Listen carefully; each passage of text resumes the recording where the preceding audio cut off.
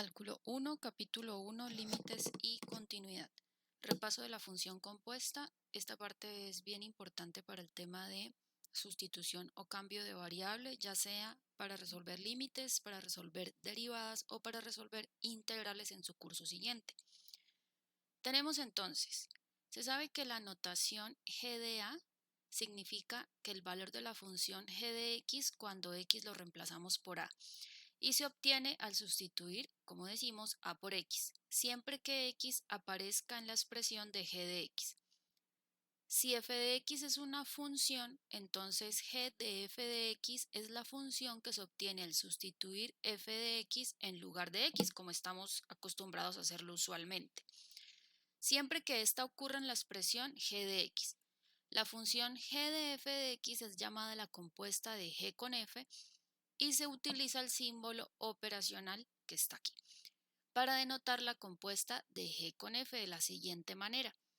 Se lee g compuesta f de x es igual a g evaluado en f de x. También tendríamos f compuesta g de x como f evaluado en g de x. Veamos entonces, vamos a trabajar dos ejemplos en el que buscaremos encontrar f compuesta g y g compuesta f. El primer ejemplo vamos a definir f de x como raíz de x y vamos a definir g de x como 2x menos 3. Veamos entonces, f compuesta g es f evaluado en g de x. Listo, f evaluado en g de x. Pero, ¿qué es g de x para nosotros? 2x menos 3. Listo, ahora la pregunta es, ¿qué le hace f a su argumento? Veamos arriba la sección amarilla. F a su argumento le saca raíz cuadrada. Entonces, ahora, dado que mi argumento es 2x menos 3, entonces vamos a sacarle raíz cuadrada a la expresión 2x menos 3. Eso sería entonces f compuesta g o f de g de x. Vamos con el siguiente que sería g compuesta f o g de f de x. Entonces, ¿quién es f de x o qué representa? F de x es raíz de x. ¿Qué dijimos hace un momento? ¿Qué le hace g a su argumento?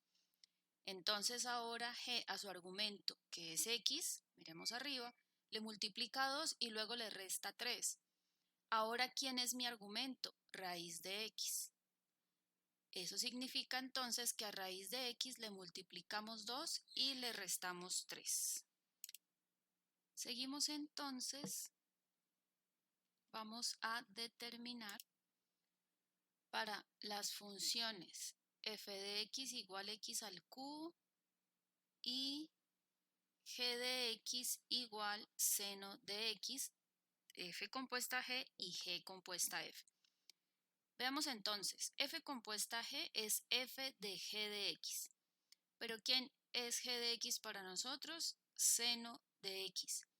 Ahora, ¿qué le hace f a su argumento? Lo eleva al cubo. Por eso es que la función seno de x queda elevada toda al cubo.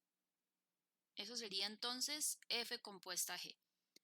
Vamos con g compuesta f o g de f de x. Listo, tenemos f de x. ¿Pero quién es f de x? X al cubo.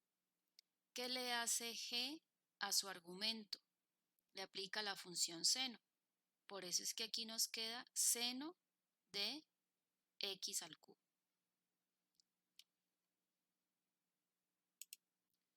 Vamos finalmente con una observación. Note usted que seno de x entre paréntesis al cubo, como lo es el resultado de f de g de x, usted también podía haberlo escrito como seno al cubo de x. Pero esto es diferente a decir seno de x al cubo, porque aquí finalmente está elevando el argumento al cubo en la última opción, pero en las dos primeras opciones es toda la función seno elevada al cubo para que tenga en cuenta.